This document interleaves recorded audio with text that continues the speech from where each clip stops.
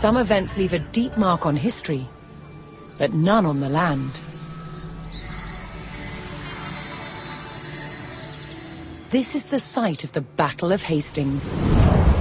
After almost 1,000 years, no traces of the bloody conflict can be seen. But here, the fate of England turned. It's where a king was killed, and his victor claimed the throne.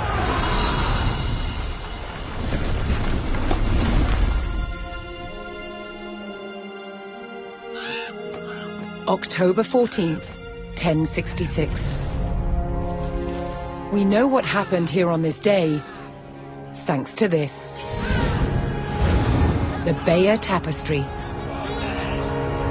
A carefully preserved, illustrated record of events.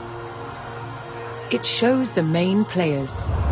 Harold, the newly crowned Anglo-Saxon King of England, and his challenger, William, Duke of Normandy. William claimed the previous king had promised him the crown. So, he assembled an army and prepared to sail to England to fight King Harold for the throne. But a storm thwarted his plans. Meanwhile, Harold discovered that a Viking invasion had landed in the north. Another threat to his crown. So he raced to fight them. In France, William waited for the right conditions to sail across the Channel to England.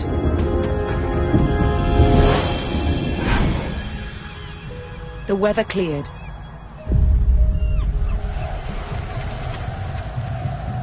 He seized his chance.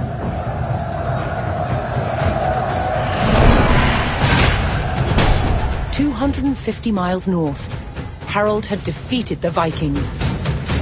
Now, hearing of William's arrival, his army sped south.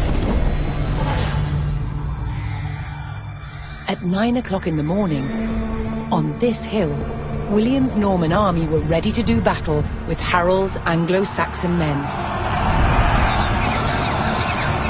The stage was set, and up for grabs, England itself.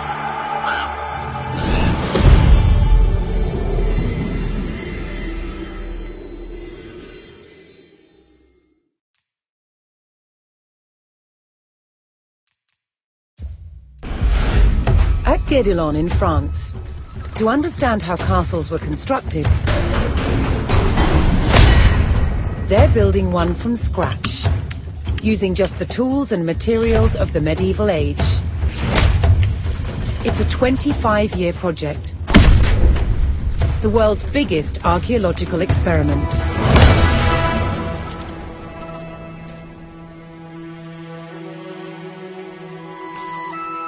The most important defensive feature of any castle was the wall surrounding it. Castle walls had to be incredibly thick in order to resist attack and absorb the impact of projectiles fired from trebuchets. The curtain wall was over 20 feet deep, interspersed with towers. In earlier Norman castles, they were square. But while on crusade, European knights saw that eastern towers were round.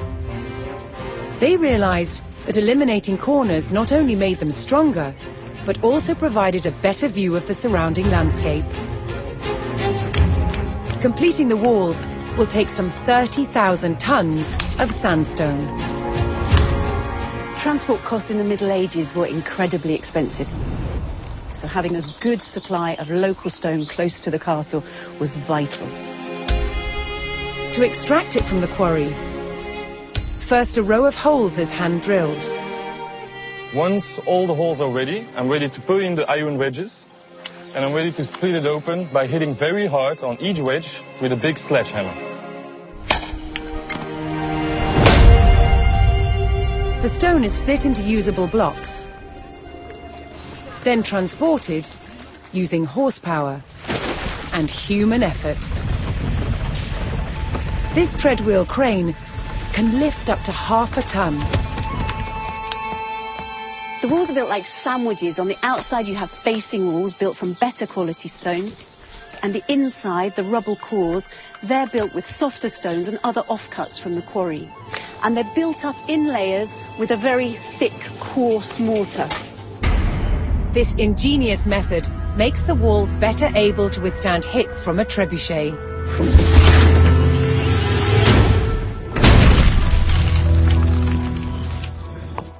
Sandstone is too hard to be carved into intricate windows, vaults and steps.